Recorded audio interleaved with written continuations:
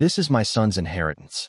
That's what she screamed, so loud, so sharp, it shattered the sleepy quiet of my morning. I was standing on the porch of a mansion I'd bought for 5 cents. Yeah, you heard that right, 5 cents. The kind of deal you think only happens in dreams or in those weird stories your uncle tells after one too many beers. I thought I'd finally done it, honored my late mother's biggest wish, and scored a miracle for both of us. Then this woman storms up, eyes blazing, voice shaking the windows, yelling that I'd stolen her dead son's memorial home. I swear, she looked at me like I was the devil come to claim her soul. I held tight to my legal receipt, but something about the way she wore her grief, too crisp, too ready, set off alarm bells in my gut. You ever get that feeling? You know someone's lying, but you can't prove it yet, and the whole world seems to be holding its breath, just waiting for the truth to claw its way out? Let me back up a sec. This all kicked off 3 weeks ago. It was October 15th, a morning like any other, except the air in my little studio apartment felt heavy, grief still hanging around. 6 months after my mom passed. I was 34, broke, and haunted by a promise I hadn't managed to keep. Mom always wanted a big old Victorian, with a sunlit library and roses out back. She'd point at houses and magazines and say, "Someday, John." Well, cancer stole her someday. But the promise, man, that stuck. The ad for Blackwood Manor caught my eye, this grainy little photo in the tax sale section. Steep Gothic gables, stained glass windows, a porch that looked like it could hug you. 15 years empty, taxes unpaid, minimum bid, $1. Investors stayed away.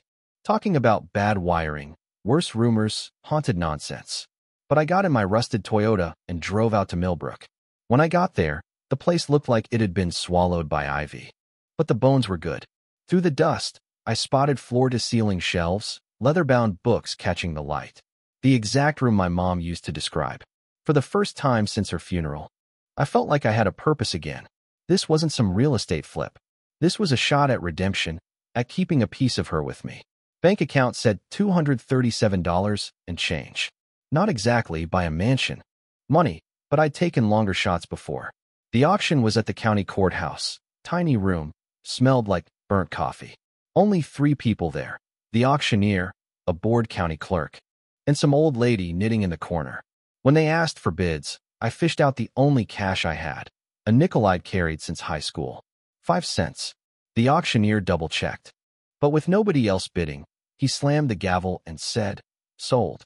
I walked out shaking, half thinking I'd wake up any second. But it was real. I had the deed, all 8,000 square feet of Victorian glory, for less than the price of a pack of gum. First thing I did inside was whisper, "I did it, Mom," just to hear it echo back from the empty halls. Turns out, the place was in better shape than I expected. Solid floors, stained glass throwing rainbows on the walls, 1,000 books just waiting to be loved again. I found the spot for her rose bush, a little sunny corner where she could have sat and read for hours. But listen, even as I wandered around, dust on my jeans, I felt watched. Not by ghosts, I don't believe in those, but by someone who wanted this place almost as much as I did. That was confirmed the next morning when Mrs. Thompson, my new neighbor, showed up with a casserole and a warning. "The Andersons have been watching this house for years," she whispered, glancing over her shoulder. "Karen Anderson runs the HOA like her own little kingdom. She'll think you stole it out from under her." She wasn't wrong. That very night, I found fresh boot prints in the soft dirt by the foundation, someone scoping the place. Down in the basement, I stumbled on a box of ancient legal papers, one stamped with a federal seal, hinting at some kind of heritage status. It didn't make sense yet, but I felt like I'd inherited a puzzle along with the mansion. Anyway, back to the real drama. It was exactly 7:30 the next morning, October sunlight streaming through those stained glass windows, me, barefoot in the library, sorting through dusty books. Then, bang, bang, bang, someone pounded the front door. The kind of knock that says, "I own this joint." I peeked through the glass. A woman in her late 50s, navy power suit, silver hair so perfect it could cut glass, posture so stiff it looked painful.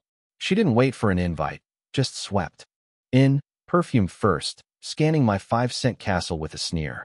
"This mansion belongs to my son," she said, like a judge passing sentence. I am Karen Anderson, president of the Willowbrook Estates, HOA, and you've made a very serious mistake. There it was. The name Mrs. Thompson had warned me about. She wore authority like body armor, and every word felt like a jab. She told me her late husband promised this place to their son, Brandon, that they'd been waiting for the Blackwood family to default so they could acquire it properly.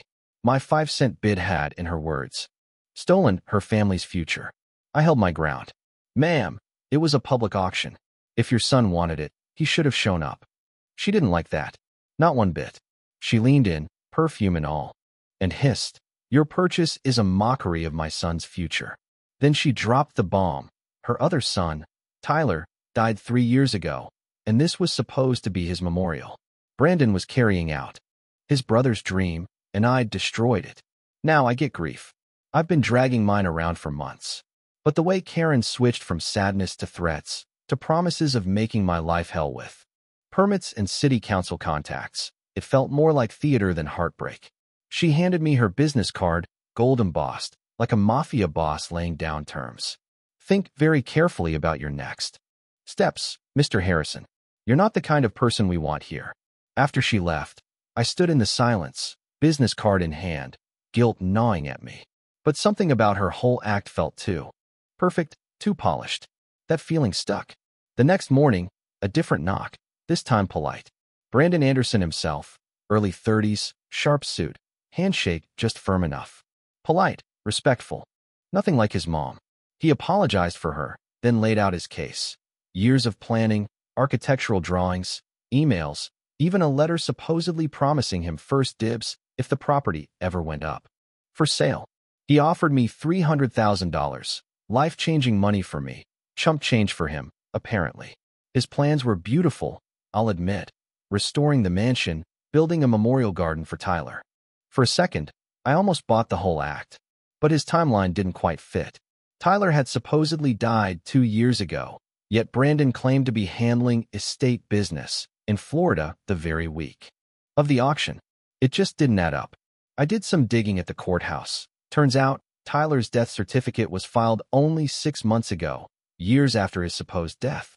And then, on social media, there he was, Tyler Anderson, alive and kicking, running a construction company in Florida, posting renovation pics from just a few months back. Far from dead, Tyler was thriving. I called him. He picked up, sounding healthy, baffled, and more than a little angry. "Let me guess, my mom and brother told you I was dead? Wouldn't be the first time they used me for a scam." Tyler filled me in, inheritance scams, forged documents, emotional blackmail. "I left them years ago for a reason," he told me. "But faking my death for insurance? That's a new low." He promised to fly back and help expose their whole scheme. Armed with evidence, screenshots, recorded calls, the fake death certificate, I realized this was bigger than my little 5-cent miracle. The Andersons had run these cons before. They'd picked the wrong target this time. That night, the retaliation started.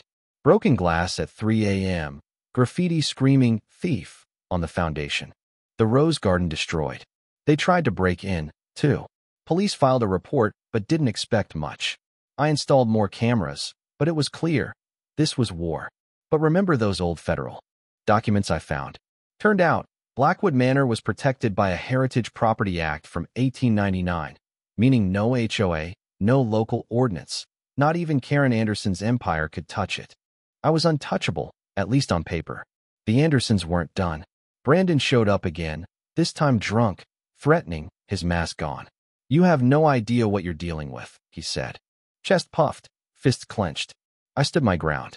"Get out, or I call the FBI about your insurance fraud." That sent him running.